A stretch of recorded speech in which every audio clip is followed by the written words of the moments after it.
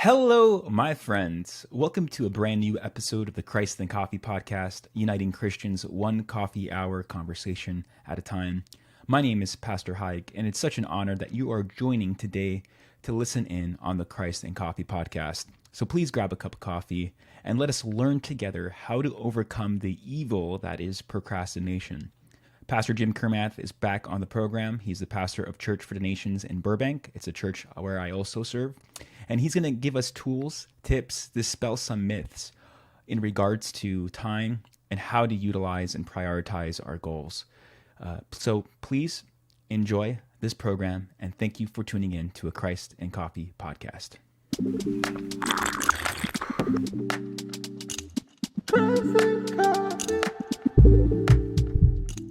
Hey, Pastor Jim, how's it going, my friend? Pastor Haig, great to be back with you. It's good to have you. A lot of people like the first episode you did with focusing on your strengths. Now I want to unpack your expertise on taming our time and how to overcome procrastination. So I'm someone who wrestles with that concept of procrastination. What do you say is procrastination to begin with? I like one psychologist describes it as everybody's amiable psychopathology. And another guy, Dennis Waitley, says, losers tension relieve, winners goal achieve. Okay. So for whatever reason, when we're faced with big tasks or urgent tasks or important tasks, people find ways to escape from doing the work into tension relief. And so that to me is the best description, best definition of procrastination I've yet come across. Tension relief. Procrastination means tension relief. Well, escaping the task at hand in order to relieve tension. And do you feel with technology and the ability to just take your phone, scroll on social media, this escapism is just next level a little bit, or it's kind of absolutely, it's off the charts. So I recently did a time management seminar, and I talked about the fact that just recently my Facebook page has changed dramatically. I used to, when I'd click on Facebook, it would open up to my timeline, but now it opens up to a page called Reels, Reels, which I think is Facebook's answer to TikTok. It's a continuous series of short videos. It seems to go on ad infinitum. And they have figured out from videos I have clicked on in the past what topics are particularly of interest to me. Like I get lots of videos about animal rescues. I get lots of videos about surfing. So the first time it popped up and there was an animal rescue video prominently displayed, I thought, oh, well, I can take 5 minutes and just check this out. So what happened to this critter? The next thing I knew, 30 minutes had gone by. Just like that. So it was all tension relief. It was fun. I wasn't accomplishing anything at all. Wow. So what's underneath this concept of tension relief? Like what's really behind procrastination? Why do people do it? Well, I've run, if you study the subject, there are a number of reasons, but the top three that I saw in my coaching practice were, first of all, people would be overwhelmed by a task. It was just too big for them. They didn't know how to get started. They didn't know where to start. So that's a very practical reason. But they get like paralyzed, like flight or freeze. They're like frozen. Well, they didn't know what to do first, how to start, and so they just did something else. That was watching surfing videos on Facebook. Okay, right. got it. Okay. Yeah.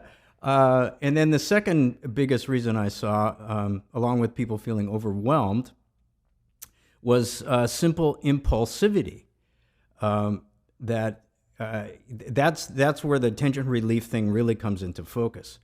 That come up to a point where I can push myself into the work, or I can take a step in a different direction and do something that tension relieves.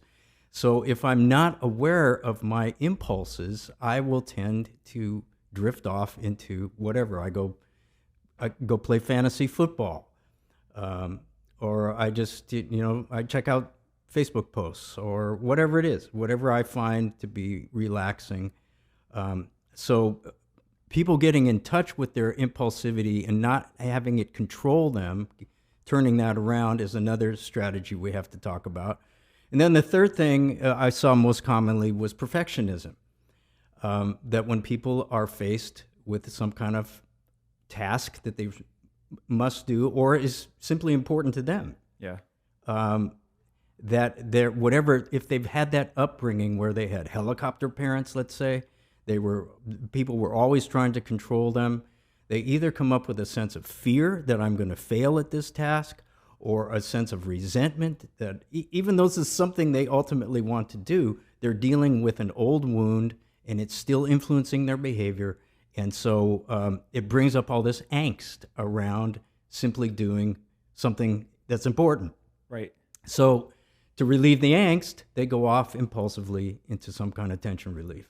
So it's kind of the human condition as I see it. Amazing. So the way to overcome procrastination is to kind of figure out what is the root cause of it for you first. Well, I think that might take therapeutic work. Okay. I think I would refer that to someone who was more skilled at getting inside your head and heart, into your psyche, and figuring out what your history was like and why you do what you do. But I think if you employ certain strategies, time management strategies, that regardless of what is driving your impulsivity or driving your desire to procrastinate, you can get on top of them. Okay. Paul said to the Ephesians, "Be very careful then how you live, not as unwise, but as wise, redeeming the time, because the days are evil."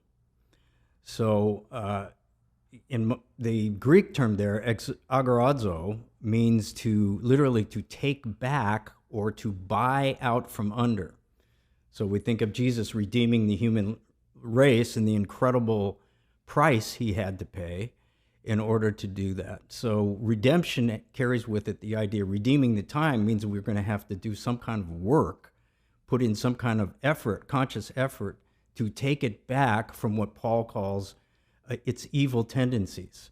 And I would certainly identify wasting time, frittering away time, procrastinating as one of those tendencies. Yeah, I think I think the concept of time being this finite resource is something that we don't really want to think about at all. Like the Psalm says, number your days, literally. Right. I have a good friend of mine. He would literally, every time I meet him, he would tell me how old he is. He's in his 80s, and he would, by the day. And it was just a reminder for him personally to be like, I'm grateful for this time I have, but it's also that concept that I only have a certain number of minutes or hours that God has given me. Yes. I better maximize it or utilize it. So yeah, I think it's the reality of death. What this is. And I think that's a reality that American culture is running headlong away from. In my time management seminar, I talk about a couple big lies, and the first one is in American culture is we have time for it all. Right. And because of that, we think we can get away with frittering away, wasting time, procrastinating, and it ultimately won't have any impact. But in fact, it has a terrific impact. The time management tool that probably is the most popular one out there is called Covey's Time Management Matrix. I think John is going to put a slide up of this for us, but all I want to point out at this point is it's a square that's divided into 4 quadrants. And those quadrants are around several concepts. So there is, number 1 is urgent and important tasks. Number 2 is not urgent yet important. Number 3 is urgent and not important. And number 4 is not urgent and not important. So in terms of time management, what Covey says is the urgent and important items and tasks, and the fours, the not urgent and not important tasks, are easy for us to deal with. So if you have a deadline at work, it's right in front of you. You've got to do something about it because you want to keep your job. Yeah. Or if you have your spouse is in a car accident, you got to handle that right away. That's a crisis. Or you have a health emergency and you're off to the hospital. Those things are on our radar. They're very important, so we handle them. Yeah. Those are easy. Number fours are also easy. Because they're not urgent and they're not important, they have no consequences for us, so we can completely ignore certain tasks, certain emails, texts, tweets, or whatever we call it. What do you call it now if it's on X? That's an X is wrong. Yeah. Yeah. So anyway, so we can ignore those. It's the twos and the threes where the challenge is for us in terms of redeeming our time. The twos are the important but not urgent items. And I wrote down a list of examples here. Things like working out, improving your diet, writing your book or your poetry or your songs, investigating a new career, starting that new ministry or nonprofit, saving money for emergencies, building your retirement fund, planning vacations, taking classes and workshops to stay on top of your career, annual physicals and screenings and flu shots and dental checkups, health, auto, and life insurance, writing your will, etc., etc. All of those things are extremely important in life, but they are not urgent. They don't pop up on our radar screen on a daily basis. Right. There's like no one keeping you accountable to that. Exactly. So you have to keep yourself accountable to them. And that would seem like a naturally easy thing to do. These are important to me, so they should make it onto my to-do list. But Covey says the big challenge is the number three items, the urgent but not important items, the things that are so entertaining, those Facebook posts and those tweets and that voicemail message from a friend. I already know what it's about and it's not important, but I want to listen to it anyway, et cetera, et cetera. Those unimportant, but they're right there on my radar screen. Those urgent things are the competitors to the twos, and they will gobble up your time. He said the real trick in time management is to make yourself, to have a planning regimen so that you get the twos accomplished and you procrastinate on the threes. That's where your procrastination needs to happen, not getting to the threes and procrastinating on the twos. Does that make sense? So prioritizing essential items, especially the ones where there's no boss to be like, you have to do this by this date or you can't survive. Yeah. But the implication here too is that procrastination is not necessarily always bad, right? Because you need that stress relief. You need to, but you can't be overly medicated by it. Well, in what I think Covey is saying here, if you're going to procrastinate on something, just make sure you're doing it on those things that are demanding your attention, but they aren't really important. Got it. Tell yourself, hey, I'll get to those later.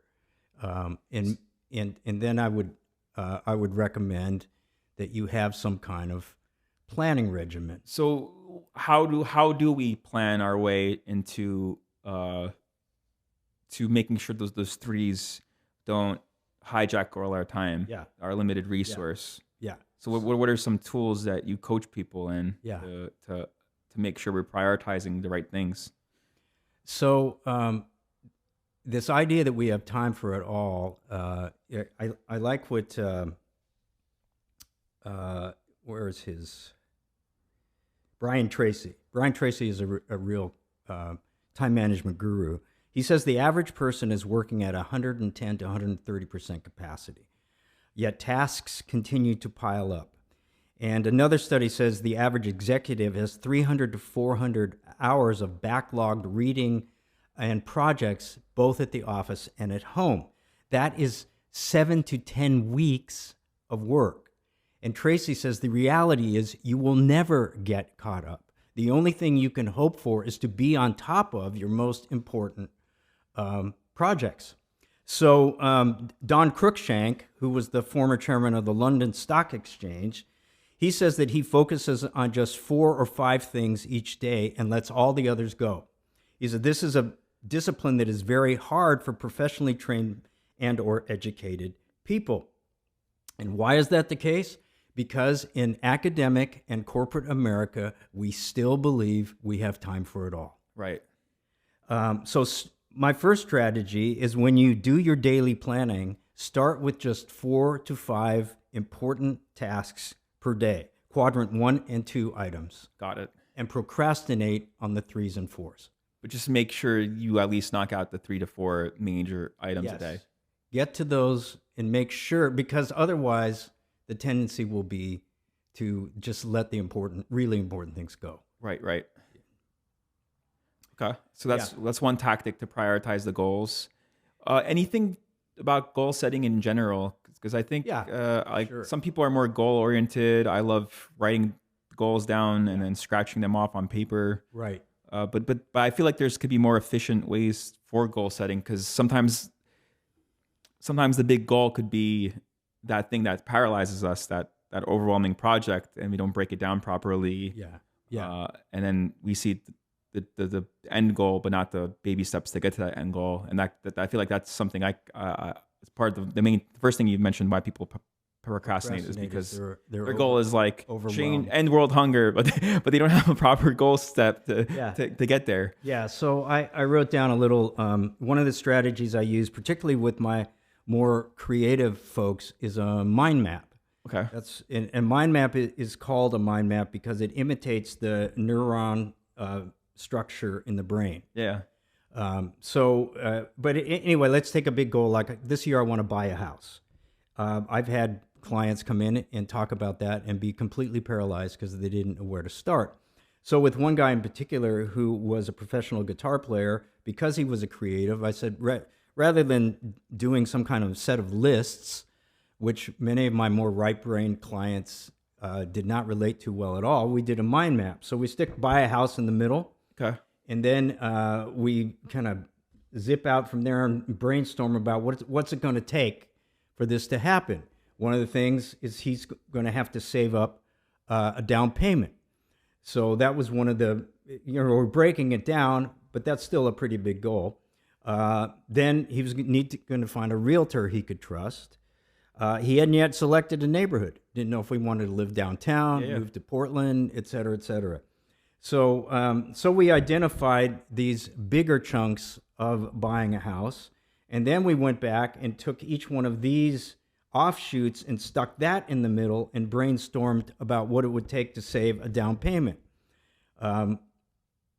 So then this is a way to get at a basic to-do list without having a list. It's reverse engineering, right? You start with the end goal in mind, and then you mind map your way backwards to the baby steps to figure out what the baby steps would be. Yeah, you're basically breaking it down into smaller steps. And with more right-brain creative people, I would just say, hey, which of these appeals to you today? Yeah. And then focus on that in the steps you've come up with and pick some ones and just get going with those. Yeah. But this is important, so do it. Amazing. Yeah. So that's one little strategy. That's one little strategy. What are some other strategies to help overcome procrastination? Well, one of the things when you were talking about goal setting is you need to smartify your goals. And by that, SMART is an acronym that stands for specific, measurable, achievable, realistic, and time limited. And let me define each of those. So goals must be specific enough that you know you've actually achieved them. If I say I want to lose weight, not productive. It's not very specific. It has to be measurable. Dates and milestones can make your goals measurable. It has to be achievable. Is this something I personally can actually accomplish? Needs to be realistic. Like becoming an NBA basketball player is probably not on that list. I've crossed that off. Okay. Now. Okay. Finally given that up for, I'm sure, obvious reason. Realistic, is this something I can accomplish given my resources? Got it. And then time limited, you must be able to achieve the goal within the time frame that's specified.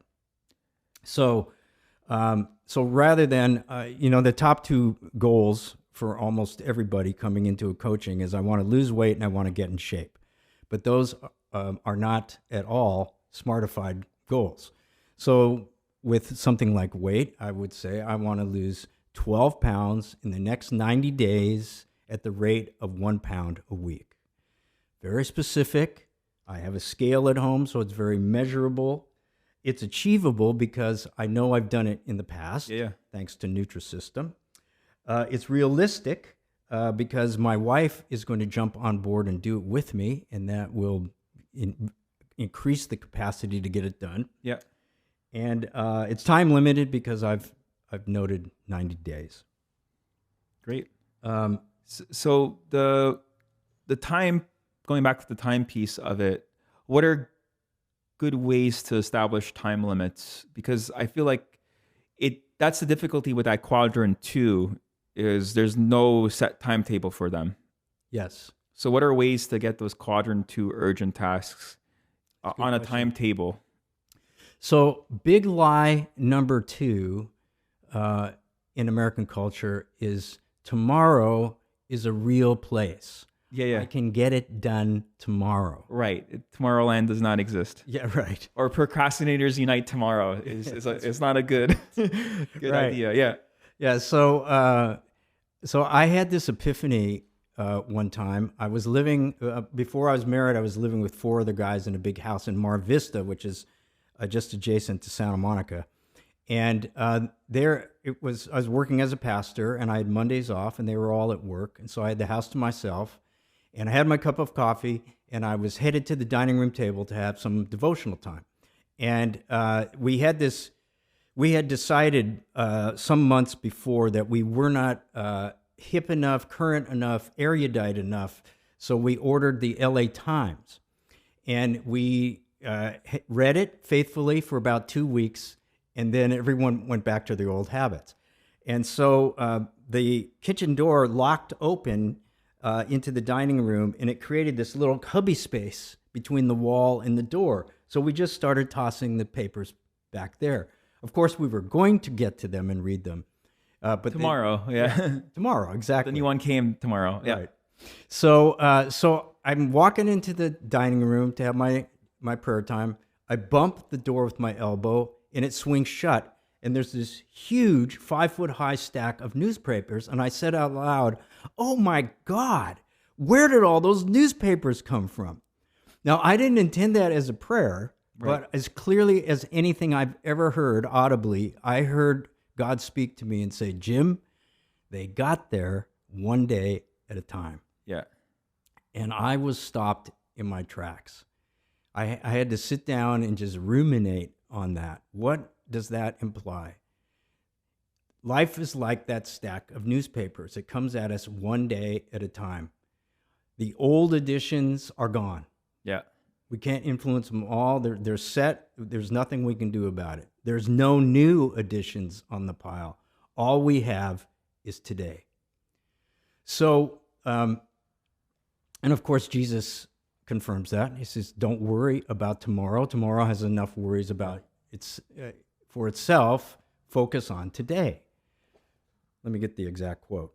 "Therefore, do not worry about tomorrow, for tomorrow will worry about itself. Each day has enough trouble of its own." So he calls us to focus on the present moment. And so what I tell people in terms of, traditional deadlines is another strategy is rather than making deadlines to finish the important tasks, make deadlines to start. And when do I start? If at all possible, I start today. Even if it's just for 10 or 15 minutes, that project I've been putting off until tomorrow, I start it today. So if I've been wanting to write my book, as one author says, people don't write books, they write sentences and paragraphs. Brian Tracy says he has 2 friends who determined in their life that they were going to discipline themselves to write 1 paragraph or 1 page a day, and they both wrote bestsellers. So Start it today. Write your paragraph today. Get it going today. Today is the day of salvation. Yeah. So make yourself get going today. So there is no tomorrow. There's only now. There's only the present. Don't worry about tomorrow. Worry about the moment. Yes. Amen. And that's Jesus's teachings, which is important because we don't really think about that as a time management tool. But the funny thing, the irony of worrying about tomorrow is it's not productive. There's no value in worrying. Yeah. It's not going to change the situation. It's just going to take away time. It is. It's almost like a form of procrastination. You slip off into that instead of tackling the very thing. And I just find that depressurizing it, I don't have to write a chapter of my book today. Yeah. I can just write one page or one paragraph, is enormously helpful to get rid of that pressure. Another strategy I would suggest around traditional deadlines, let's say you've been given deadlines at work or something. The latest research coming out of USC is that if we talk to ourselves or set goals in terms of days as opposed to weeks, months, or years, it actually makes the goal more urgent and it brings it forward somehow. So instead of saying, and you may have noticed I used, when I talked about the weight goal of losing, 12 pounds, instead of saying 3 months, I say 90 days. Yeah. There's something more compelling about listing it in days. And the researchers from USC said they don't understand why this works. It's just that the research shows that it works. But as you quoted before, the psalmist said, King David said, "Teach me to number my days, O God." So this is ancient wisdom. So anyway, when you get to the traditional goals, help yourself by putting them in the framework of days instead of weeks, months, or years. Yeah, I remember doing a funeral for Armin and Mardigian. She was 107 when she passed. Wow. And I remember thinking, like, when I did the sermon, the 107 seems like a long time. But then when I broke down the actual days of that, it didn't seem as long as it. Yes. 107. Yeah. So there's something amazing about it. Makes us appreciate the limited resource, I think, when we think about it. Yeah. And if when you break down the days versus the years, because some years go quick, some years are long, but days are more finite, tangible blocks of time, I guess. Yeah. But it's interesting. The researchers don't know the exact reason, but they know it definitely works to number our days, going back to that biblical principle. Yeah. They don't quote the Bible, by the way. Well, yeah, but somehow they missed that. Yeah, I'm glad I didn't say learn to number your years or your decades. No, it says days. Interesting, fascinating stuff. Any other final pointers to kind of? Oh, I was just going to say, if you want to get obsessive about the days thing, there is a website called Death Clock. Yeah. And you can go on that and you answer like 3 or 4 questions about your lifestyle, and it will predict your day of death. And once it does that, it uses insurance actuarial tables. Oh, wow. That's very encouraging. And so once it predicts your death, you can compute exactly how many days you have left. But wouldn't that... So how do you do something like that and not worry about tomorrow? Yeah. Well, like I said, it's for obsessive people. So okay. You can ignore that. I'm not recommending it as a strategy. Amazing. But okay. So there's the finite time we have, starting a start date versus an end date. Yeah. And then when we do have an end date, make it very measurable, like something with days. Yes. These are all tools to apply, and then to dispel the myths that there's something, a place like tomorrow, or that we have this infinite amount of time, right? Just to get over ourselves with those fake realities, yeah, to help motivate us. And let me give you one more. Do I have time for one more? Of course. Yeah. So another thing they've discovered is in terms of procrastination and getting on top of impulses, is there's a researcher named Robert Sapolsky. He's a Stanford neurobiologist. who says, as they've studied the brain, that the main job of the prefrontal cortex, the gray matter in front, is to bias the brain and therefore us toward doing the harder thing. So the American Psychological Association says that, here's the quote: Americans name lack of willpower as the number one reason they struggle to meet their goals. Yeah, newsflash. And I mentioned before Dennis Waitley talking about failures do what is tension relieving while winners do what is goal achieving. Yeah. So if you're trying to gain some power over that impulsivity that just seems to carry you away into, various procrastinating stuff that we love to do, you have to encourage the gray matter to grow, become stronger, and give you more willpower over that impulsivity. So Sapolsky says they have found that meditation, in prayer and meditation, more blood flows to the prefrontal cortex, much like lifting weights increases blood flow to muscles. And in meditation, the brain literally grows more gray matter in the frontal cortex, and self-control improves in a lot of areas. So as much as you might expect a pastor to say this, go to church, you'll increase your willpower muscle. Well, have a devotional life. Yeah. I mean, spend time calming down, getting centered in your relationship to God. Read the scriptures, let go of your worries, give them back to God in prayer, and basically calm yourself down. And the evidence shows you are building the strength of your prefrontal cortex and increasing your ability. Well, in fact, they said in the research that even lousy meditators said they had dramatic improvements in recognizing when they were about to slip over into impulsivity, into tension relief. They could see it much more clearly, even just spending a few moments a day in prayer and meditation. So that's encouraging for people who feel like they're just stuck with this procrastination, lack of willpower, because the science is saying that no, it's a muscle you could develop. Don't give up. Yeah, exactly. So that's really encouraging, because the brain is able to adapt and change. We don't have to be stuck in our routines or patterns. And and it's a spiritual practice that is getting us there. Yeah, amazing stuff. Any other final tidbits or nuggets of wisdom to help us overcome this evil of procrastination? Looking through my notes here, I think we got to most of it. Is there so like the tension relief, kind of stress management? I feel like a lot of this is also stress management related. Yeah. What are some healthy ways to make sure we do have proper like procrastination, if that's the thing, like just to make sure we're still able to keep the essentials and to prioritize, but also what are some tools that may be available to make sure we're structuring our time to have those hobbies, to have those moments of just not thinking about work or the project? Well, and that to me is where the planning comes in. Okay.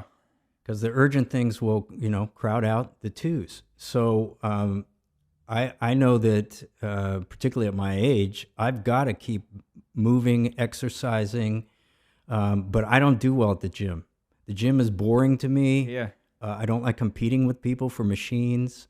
I need to get out in nature. Got it. So I was sharing with our staff earlier, Renee, and High Point of the Week, Renee and I went for a mountain bike ride in a new park we'd never been in before. It was pretty challenging. And there was some really interesting terrain where we were riding over a swampland on top of these wooden slats that they had built, very unexpected. It was just completely different. It demanded all of our concentration. It's a speed and balance, gravity thing. And because it does that, it pulls you out of your routine. It's refreshing. And so I think you got to plan that stuff in and then stick to it. Plan the getting out of the routine, plan Sabbaths, plan vacations, plan explorations, and whatever rejuvenates your... Exactly. Figure it out and... Amen. And structure it into the Preach it, schedule. brother. Amazing stuff. Yeah, you always amaze me. Like every week we follow up and you're like, yeah, I just drove across country on a bike, or I just went whitewater rafting. Yeah. Use it or lose it. That's amazing stuff, Pastor Jim. Yeah. And thank you so much for helping us tame our time and with these tools of overcoming procrastination. And everything you said is backed by research. Yes. And supported in Scripture. And it's important for us to just, number our days and make the best of it, for the days are evil. Yes. So yeah, I think hopefully I know applying this stuff will help me, and I hope those listening will also be blessed by these nuggets of wisdom.